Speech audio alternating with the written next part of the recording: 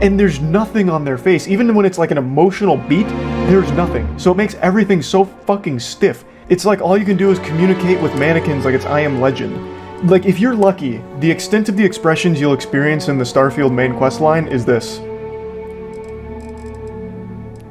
And you are beyond fortunate if you even get that much.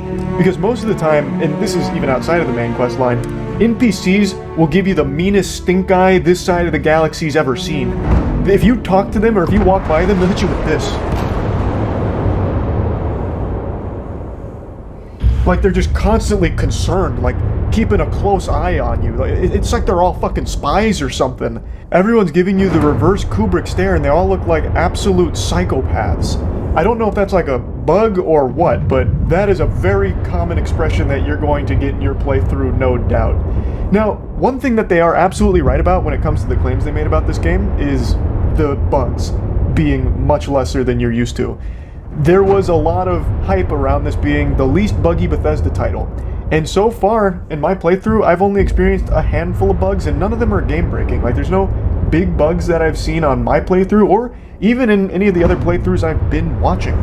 So this game really is pretty light on Bethesda jankiness, which is great. That's really surprising, because especially given the scope of the game, I would have thought this would be by far their glitchiest one. But no, they put WD-40 on those squeaky wheels and they lubricated it, they massaged it. There is not a whole lot of bugs here. So big W on that. And speaking of W's, there is some good writing outside of the main quest line.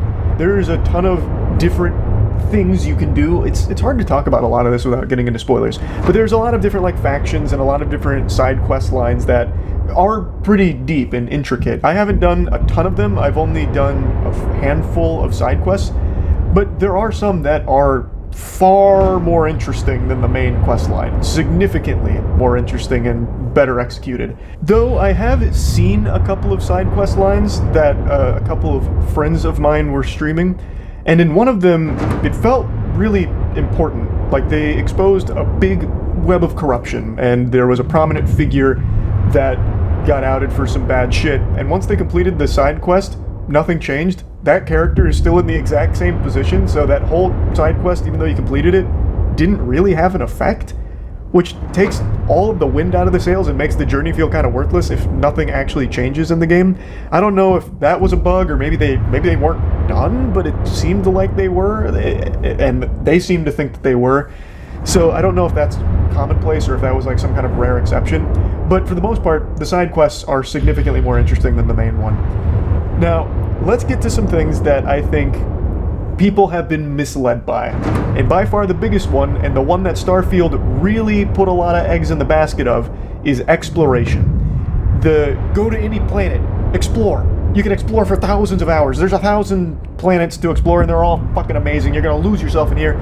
You're gonna jack into the Starfield world and you never want to go back to cringe old Earth. The real world is, can't even compete with what Starfield's got.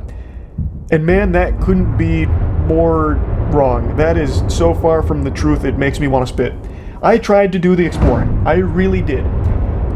But when you explore a planet, like let's say you go to one of the main planets, and instead of going to the main city, you land somewhere else on the planet. My thought was, with everything they said, you could land on that side of the planet and then run all the way to the main city if you wanted to. And I tried to test this because I thought it was a cool idea. For example, I had contraband on my ship. And when you're going to one of these planets, that is a central one, really, they will scan your ship, and if you have contraband, they either arrest you or you become an outlaw and they'll try and hunt you down and all that, and then you can't land at the main city. So I decided to try the outlaw thing. I ran away, and then I landed on the planet outside of the main city where you're allowed to do that with contraband. And I thought it would be really cool if I ran from there to the main city so I could keep my contraband, keep my ship parked outside, and still continue the main quest while keeping the contraband and never going to jail. So I started running, and I ran for about 15 minutes. And it turns out you can't run from that to the main city, or anything like that on any planet, apparently. There's a lot of invisible walls, if you can believe that, which is very disappointing to hear. And during my entire journey, spent going across this planet, it was entirely fucking empty. Just rocks, flat ground, and a couple of space animals. And by couple, I mean one space animal type per planet from everything I've seen, and they just kind of stack them occasionally in clusters, so that way it feels like it's somewhat alive, and that's it.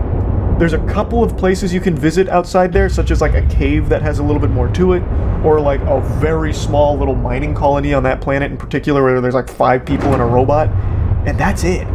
There's nothing to explore. Nothing at all to explore from what I've seen. Unless you just really love sitting in an empty, open world with nothing to do. Now, there was a moment during this long, empty